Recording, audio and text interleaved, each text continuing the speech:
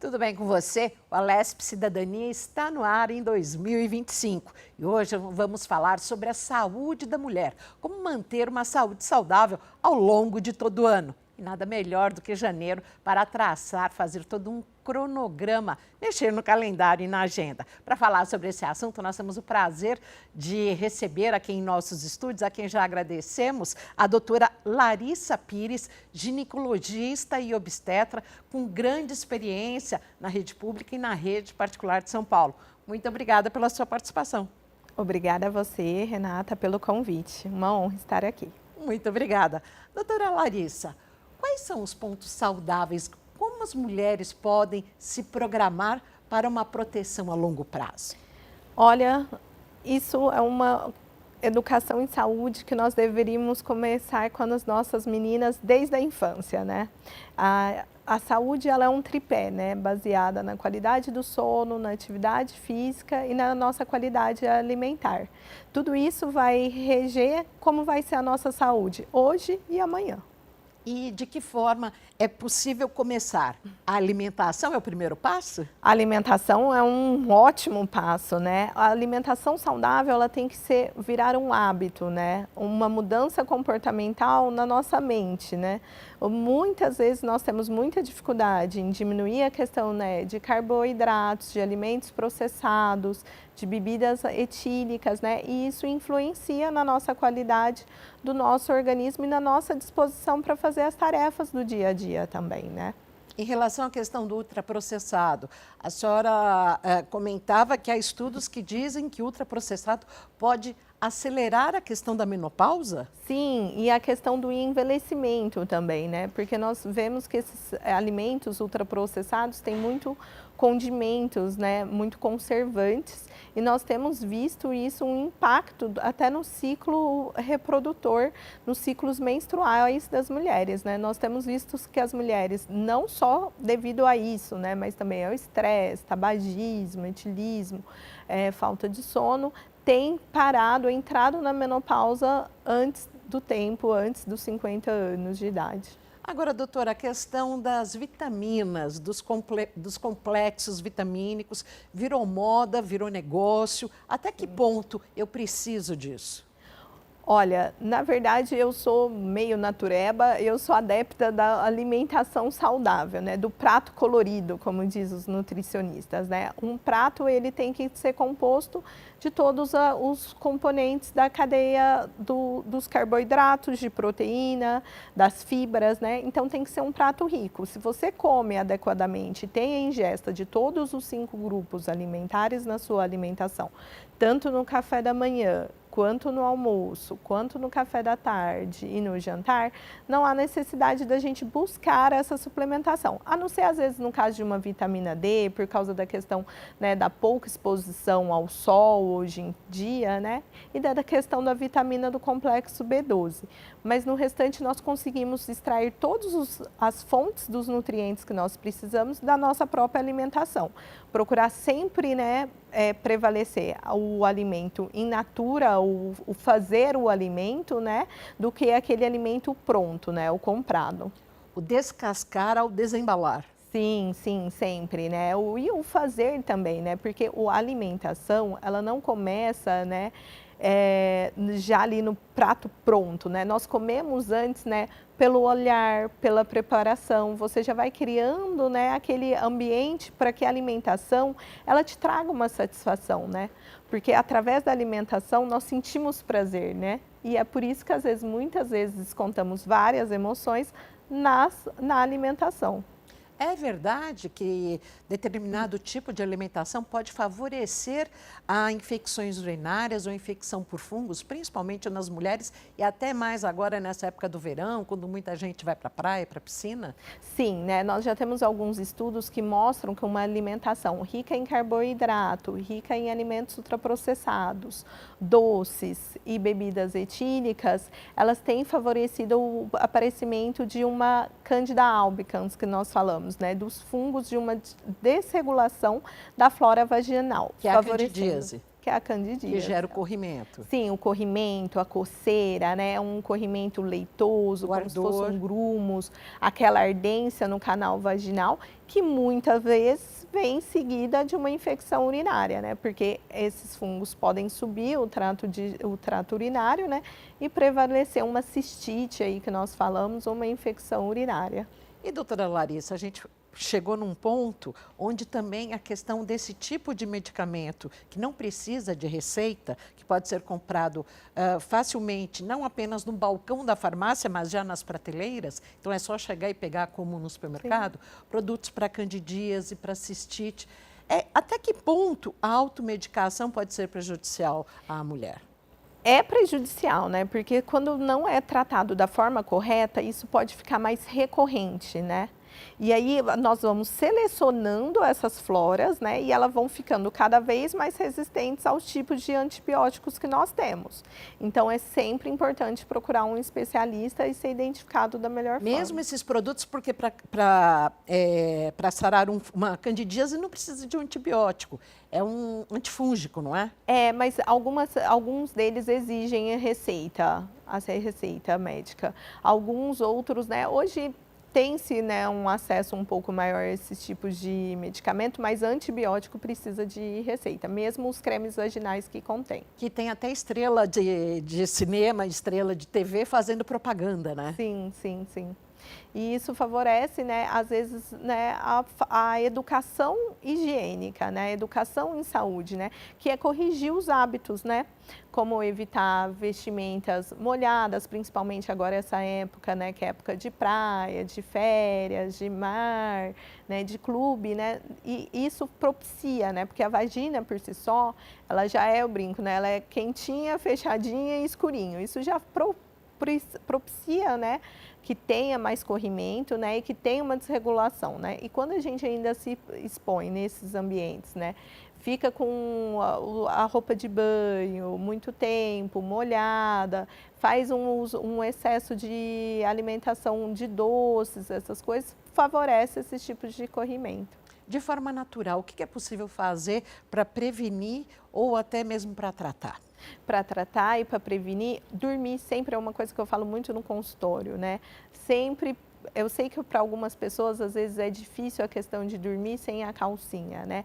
Mas não precisa, né, dormir pelada, dorme com um baby dollzinho, mas dormir sem a calcinha. Para a vagina, ela realmente precisa, a gente fala, isso é uma verdade, respirar, evitar roupas muito justas, né? Alternar assim com saias, vestidos e dar preferência sempre para o tecido também da roupa íntima de algodão. Passar a roupa íntima, o forro, lavar separado essas peças higiênicas também íntimas. Não usar produtos agressivos como uma água sanitária, por exemplo. Sim, também. Sempre o sabonete neutro, né? E lavar e deixar secar e passar.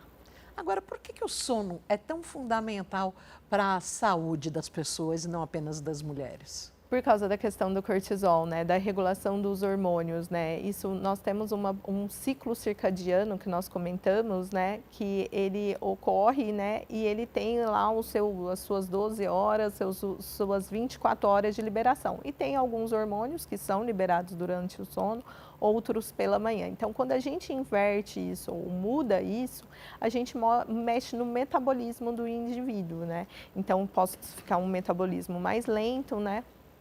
E aí isso favorece também, né, o ganho de peso e o fato de você não dormir, você não está restabelecendo, né, o corpo, porque ele precisa daquele stop, daquele tempo, né, para ele reorganizar as suas estruturas mentais, metabólicas e endócrinas. Por que trocar o dia pela noite não cai bem?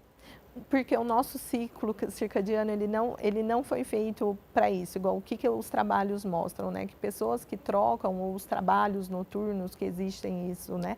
Até por isso nós temos, né, insalubridade, né, o adicional noturno para as pessoas que trabalham à noite.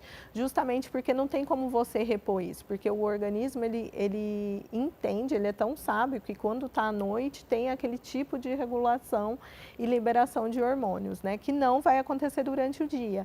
E durante o dia você não consegue ter a mesma qualidade de sono que você tem à noite.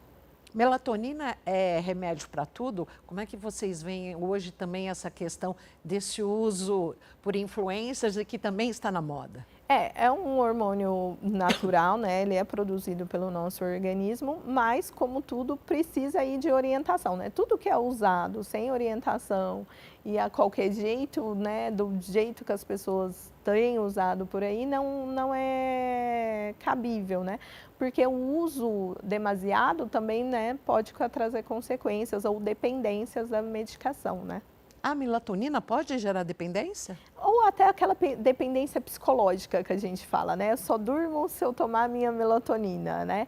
E aí a gente tem que ver o que está atrás disso, né? E às vezes aconselhar, ver se a paciente não está precisando também, né? De passar por algum especialista do sono, né? Ver se tem algum distúrbio do sono e tratar isso. Ou se está precisando também, às vezes, de um acompanhamento psicológico junto. No ciclo de vida da mulher, qual a fase que ela pode ter mais problemas de insônia?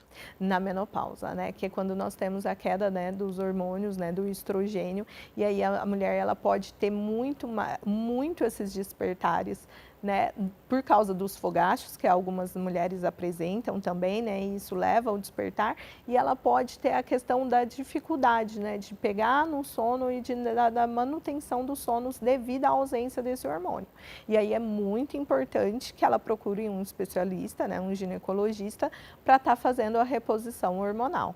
Porque a automedicação, por exemplo, a gente falou inicialmente da melatonina, que é vendida livremente. Tem o Zolpidem, que agora o governo acabou adotando regras mais rígidas para o fornecimento desse remédio. Isso é muito preocupante e perigoso a médio prazo. Sim, quando nós estamos falando em reposição hormonal, nós estamos falando em hormônios, né? Então, assim, tem todo um critério. O mesmo hormônio que eu vou prescrever para você não é o indicado, pode ser contraindicado para a sua vizinha, né? Nós não sabemos o histórico de saúde dela, nem pessoal, nem familiar. Então, reposição hormonal é totalmente individualizado o tratamento, não pode ser banalizado de forma E ainda alguma. mais a questão do medicamento para dormir, né? Que Sim. as pessoas acabam, o Zolpidem acaba gerando dependência, né? Sim. Sim, eles causam, né? Eles causam essa e às vezes a mesma quantidade, né? As pessoas às vezes vão começando a ter uma tolerância, né? E vão aumentando a dose por conta própria também. Nessas dicas saudáveis para um ano bom para as mulheres, para as pessoas em geral, a senhora já falou da alimentação, da questão do sono, mas agora vem aquele tripé. A atividade física. É básico, não tem? Atividade física não tem como. Se você quer ter uma qualidade de vida no seu amanhã, temos que começar hoje. É igual eu falo, ou você perde tempo hoje tentando se adequar e achar um espaço para a atividade física, ou amanhã vai ter que achar um tempo para cuidar da saúde. Né? Porque a atividade física, nós temos a liberação de vários hormônios hormônios de saciedade que fazem a gente se sentir bem. Então, a atividade física não é só uma questão de hobby ou só uma questão estética. Ela faz, hoje os trabalhos já mostram que a atividade física faz muito bem para a mente, né?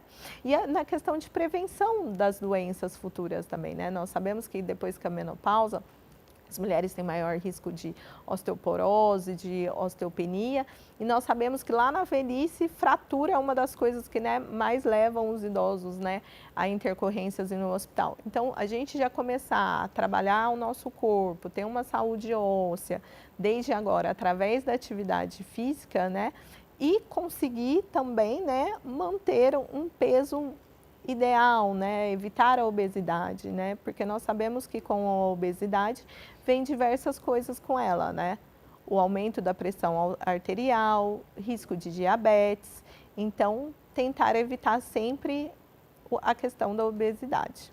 E vale simplesmente fazer uma caminhada por final de semana, sábado e domingo? Qual que deve ser aí esse reloginho? Olha, o Ministério da Saúde preconiza que atividade física não é considerado cuido da casa, ando todo dia para ir para o trabalho. Não é considerado atividade física, né? Atividade física tem que ser pelo menos 3, 5 vezes na semana com duração de 40 minutos. Mas saiu um estudo recentemente mostrando que quem pratica atividade física sábado e domingo, né, o futebol do final de semana que nós falamos, é melhor do que não fazer nada. Então, hoje se sabe que qualquer coisa que você faça, pelo menos que seja uma vez na semana, é melhor do que não fazer nada.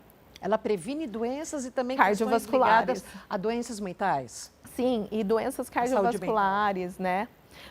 Previne, né, o acúmulo de placa nas artérias, né, do que vem a ser o infarto ou um possível AVC, né?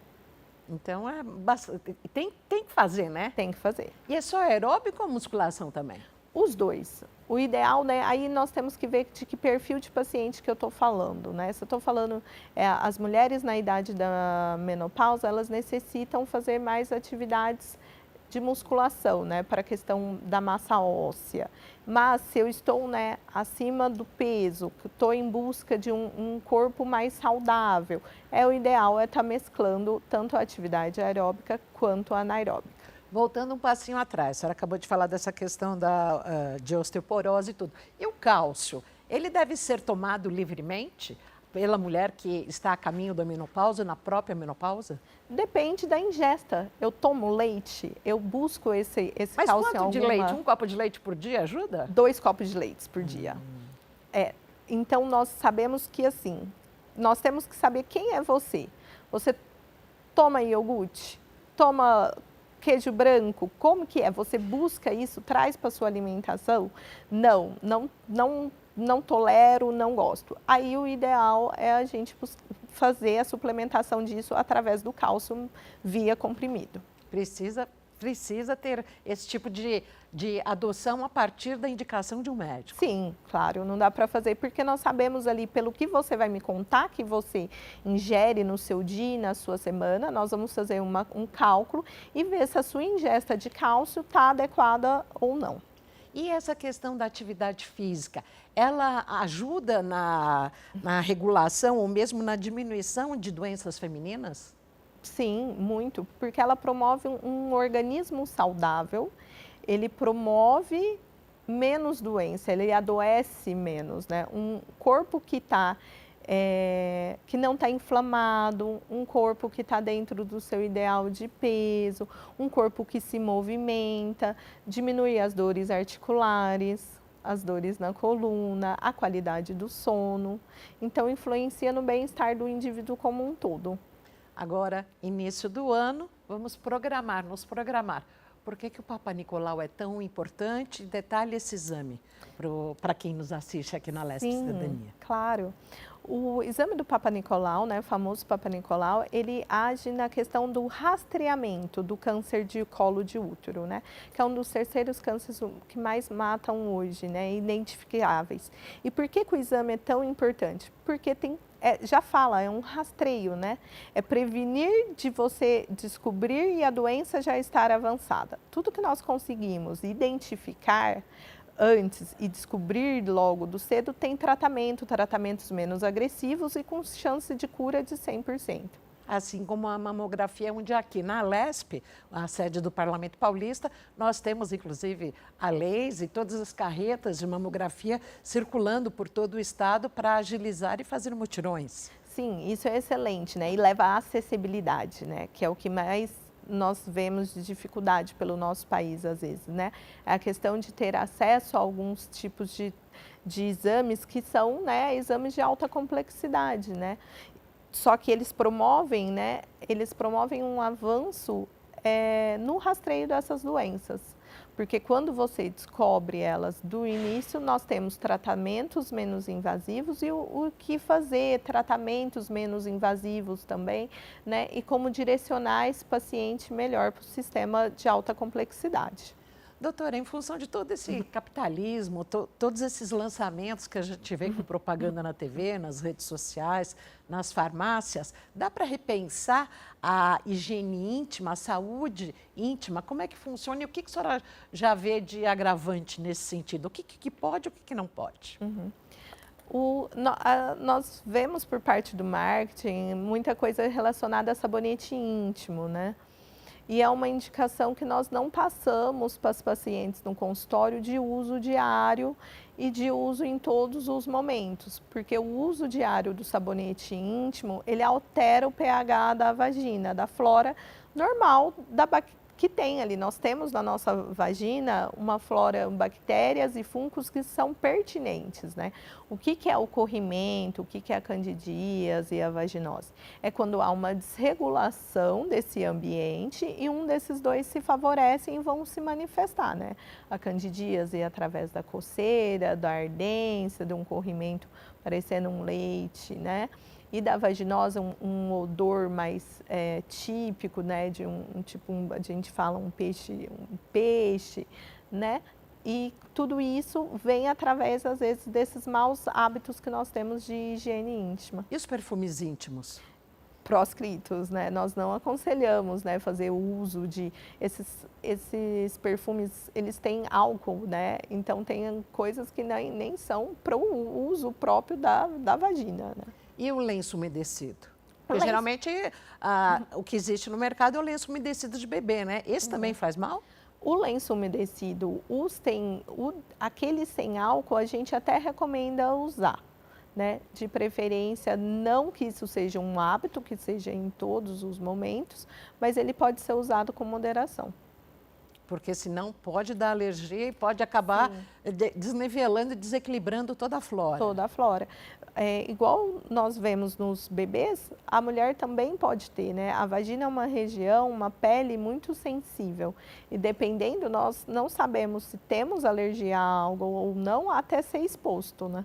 Agora, doutora, a senhora está falando, a gente já falou da mulher na fase adulta, da menopausa, mas desde bebê é preciso tomar cuidado e aplicar toda uma dedicação na questão da saúde da mulher, no caso da bebê, depois da adolescente, e isso parece que é meio um tabu, né?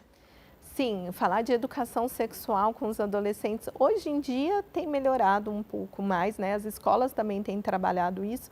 E nós temos tentado trabalhar isso com os pais também, né? Aproveitando agora, né, janeiro, o recesso das aulas, tá falando aí para as mães, né? Levem suas filhas adolescentes ao consultório do ginecologista, para que nós façamos esse trabalho, né, de educação sexual com elas também e de ter o primeiro contato, né, com o ginecologista, porque ele acaba sendo o clínico da mulher, né? O ginecologista, ele não é só o ginecologista da mulher, né? Ele é o grande clínico geral da mulher. E o herbiatra que trata adolescentes? Herbiatra, ele é um especialista na saúde geral. Saúde geral, né? Não na questão assim, ele não vai, né, conversar e abordar tanto essas questões, né, ginecológicas mesmo. Porque as adolescentes, elas têm dúvidas, né, que são pertinentes ao corpo. Agora, os pais, eu acho que até você pode me ajudar nisso. Antigamente falava, não vou falar de educação sexual com uma adolescente tão nova, até mesmo. Houve uma grande rejeição à vacina do HPV, que parece, a partir do momento que a minha filha toma esse tipo de vacina, é porque ela está sendo já encaminhada para uma vida sexual precoce. Como trabalhar isso? É difícil trabalhar isso, porque nós temos que trabalhar com os pais, né, e com o adolescente. E não significa que você está tomando uma vacina que isso está liberado, né? Eu acho que tudo é a forma de como isso é exposto e como isso é conversado em casa, né? A vacina, e a vacina não é só para meninas, né? Para meninas e meninos. Ela visa o quê? Erradicar um futuro tipo de câncer. Né? Quando nós conseguimos, né, isso na prática por todo o território, a gente acredita que vai causar a erradicação do câncer de colo de útero, né? E isso já acontece em outros países? Ainda não? Alguns países têm taxas muito altas de erradicação por causa da vacinação. Então, isso demorou um pouquinho para chegar, né, no Brasil, e ainda tem todo um trabalho que nós estamos tentando fazer acerca da vacinação.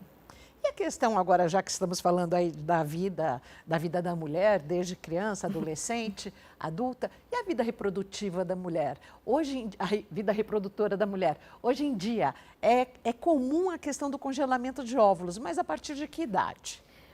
Olha, idade, o ideal é a mulher fazer igual nós estamos aqui falando, né, de planejamento de sono, de alimentação, de atividade física, a mulher olhar para isso, ou mesmo os casais, mesmo que você tenha uma parceria ou não tenha uma parceria, começar a pensar nisso. Quando, né, porque infelizmente o nosso sistema reprodutor, nós mudamos, nossas ambições mudaram, mas o nosso sistema reprodutor e a qualidade nos nossos óvulos ainda são, eu brinco que é da época da nossa tataravó. A seleção natural ela foi meio ingrata conosco. Então, a mulher, eu acho que a partir dos 30 anos, ela tem que começar a pensar nisso, né? Eu tenho parceria, não tenho parceria, vou congelar, então já que eu não tenho nada em visto, ou tenho parceria, mas a gente não pretende isso a médio e curto prazo, a gente pretende ter um filho, né, postergar isso, fazer o congelamento de óvulo, porque ele é a melhor chance hoje que nós temos para oferecer à mulher de, num futuro, quando ela quiser ter esse desejo, dela ter esse desejo com melhores chances tendo os seus óvulos. Porque o que nós sabemos? Nós sabemos que a mulher, depois dos 35 anos de idade, ela tem uma queda na qualidade e na quantidade dos óvulos. Tem uma faixa ideal dos 30 aos 35. Sim, perfeito, seria o ideal. E há uma chance que você pode se submeter a um congelamento de óvulos, que você vai se submeter a uma vez só, porque a chance de você fazer um tratamento uma vez só e ter uma boa quantidade de óvulos congelados, guardar, é maior do que quando você, às vezes, posterga isso para 35, 38 anos, 40 anos. A quantidade que você consegue, já, às vezes, na grande maioria das vezes, não é tão grande e nem com uma qualidade tão boa como seria congelar entre 30 e 35. A saúde pública faz esse tipo de congelamento? Faz em poucos serviços, né, mas quando é voltado para oncopreservação, né, nos casos das pacientes com câncer, nós temos um redirecionamento dessas pacientes, mas somente nesses casos. Nos outros tem que ser pelo particular. E depois, como é que é feita a questão da fertilização? Aí, se a paciente tiver uma parceria, ou ela, mesmo se ela não tiver parceria, hoje nós temos, né, os bancos de esperma, você vai pegar, vai ser descongelado esse óvulo, isso não tem tempo para esses óvulos ficarem congelados ou não, podem ficar, os estudos já mostram muitos anos aí de pessoas que descongelam depois, a perda é pequena. E no laboratório vai juntar com um esperma e aí daí uma semana nós vamos ter quantos embriões foram formados. E, né, baseado nisso, depois a gente vai programar de acordo com o ciclo menstrual da paciente a transferência desse embrião. E aí vocês colocam apenas um embrião, dois, ou quem faz esse tipo tem sempre o risco de ter uma gravidez gemelar? Isso tem normatização, né? Até mulheres com abaixo de 37 anos de idade, o CFM só permite que a gente transfira 2. Acima de 37 anos, nós podemos transferir 3 embriões.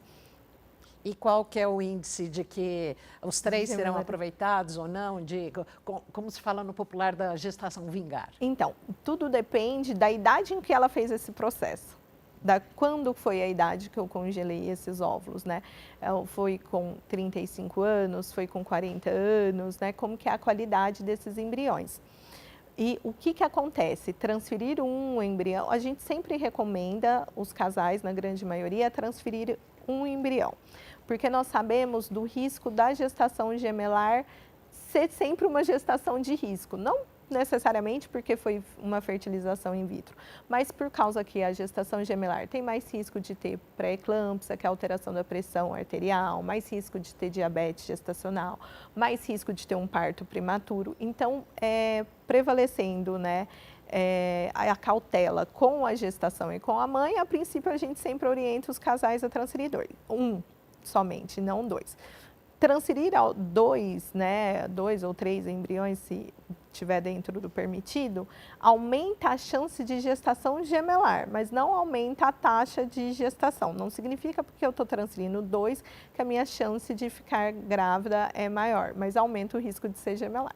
Estamos chegando ao final do programa, foi excelente. Qual a principal dica, o principal destaque que a senhora dá para o nosso telespectador aqui da Rede Alesp e da Alesp Cidadania? O que é preciso fazer aí ao longo do ano para conquistar e para manter uma boa saúde?